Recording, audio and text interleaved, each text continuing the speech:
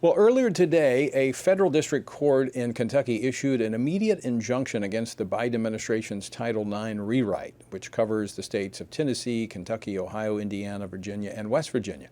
Now, this decision comes in the wake of a similar decision last week in a federal district court in Texas, which covers the states of Mississippi, Louisiana, and Montana, and Idaho. Now, clearly, momentum against the Biden administration's effort to replace biological sex with gender identity is building as attorneys general in red states work to protect women's sports and private spaces, as well as provide crucial freedom of speech protections. Joining me now to discuss this is Louisiana Attorney General Liz Murrill, who brought this Title IX suit in Louisiana before the court. Attorney General Murrill, welcome back to Washington Watch. Great to see you. Thank you for having me, Tony. It's great to be with you. So Liz, let me begin by congratulating you on this temporary injunction. Now, these rules were set to go into effect on August the 1st. So what does his ruling mean?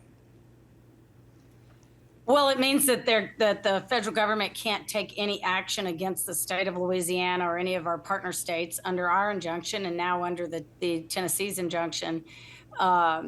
Those states are also protected from any adverse action by the federal government for noncompliance with their regulations. They simply can't enforce them in our states.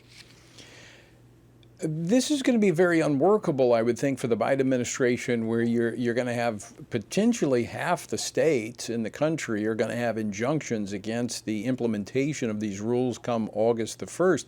Is this something that the Supreme Court is ultimately going to have to weigh in on? I believe so. You know, this isn't the first time that this administration or the Obama administration, which kind of started this discussion with a Dear Colleague letter that was sent out to all the departments of education around the country some years ago. And there were injunctions issued against the Dear Colleague enforcement. There have been injunctions issued against the guidance that the Biden administration put out earlier. And now there are injunctions against the actual rules that they have put out.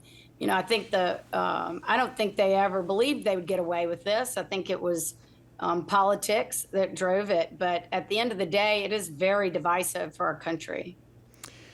I mentioned in the lead up that the judge, this was actually a court in Louisiana, not Texas, but it's in the Fifth Circuit, which also encompasses part of Texas.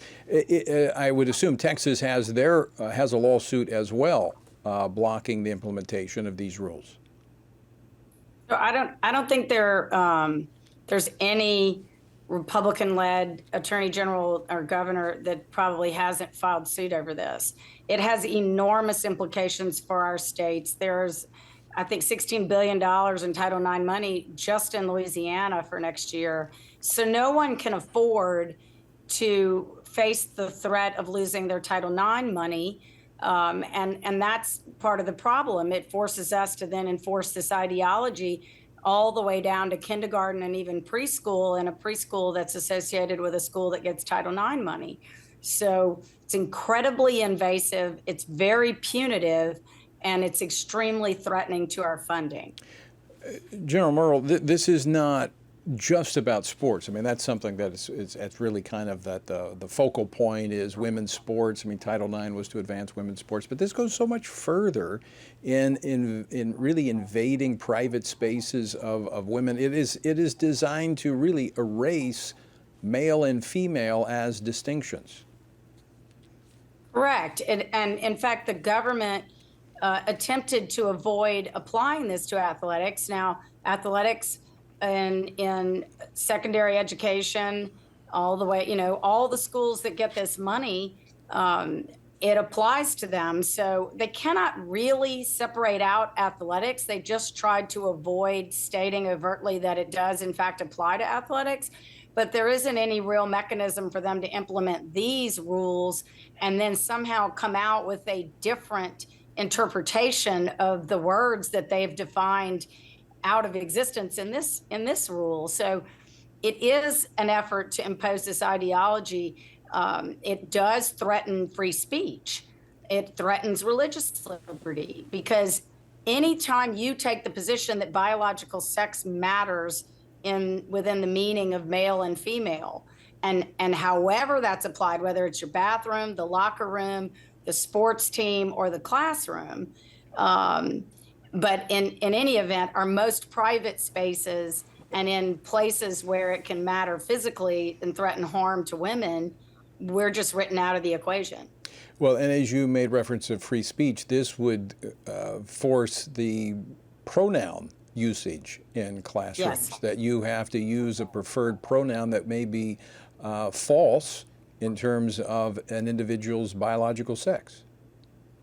Well, and not only that, but even one time where you misgender somebody can be considered to be actionable discrimination under this rule. That's how punitive it is. So you can imagine a kindergartner. Now, a teacher has to enforce this rule, or the teacher gets in trouble. And if the teacher doesn't, if the administration doesn't force the teacher to do it, then the administration gets in trouble.